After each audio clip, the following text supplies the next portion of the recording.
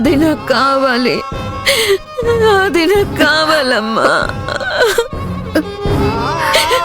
అది నాకు కావాలి.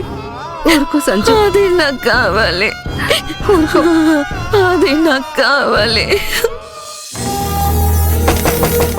పవిత్ర పిన్ని, తలుపు తీయి. నీకోసం సీతమ్మ వచ్చింది. తీయి పిన్ని. పవి, సీతమ్మ అంటే నీకు చాలా ఇష్టమని నాతో చాలాసార్లు చెప్పావు కదా.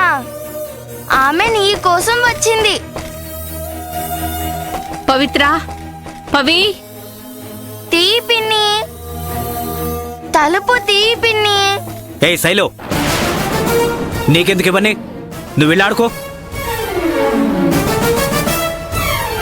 అమ్మా పవిత్ర, ఒక్కసారి తలుపు తెరువమ్మా. నీతో నేను కొంచెం మాట్లాడాలి. నాకు కూడా నీతో మాట్లాడాలనే ఉంది సీతమ్మ. కానీ నీకు ఎదురు పడితే ఆది విషయంలో నేను కన్విన్స్ కావాల్సి వస్తుంది. అందుకే నీతో మాట్లాడలేను. నన్ను క్షమించు. అమ్మా పవిత్ర, ఏంటమ్మా నువ్వు? నీకోసం సీతమ్మ వస్తే ఎందుకిలా చేస్తున్నావు? ఏయ్, పెద్దవాళ్ళు నోరు మూసుకొని మీ మర్యాద నిలబెట్టుకోండి. నోరు మూసుకొని ఉండండి. వాడసలే మూర్ఖుడండి.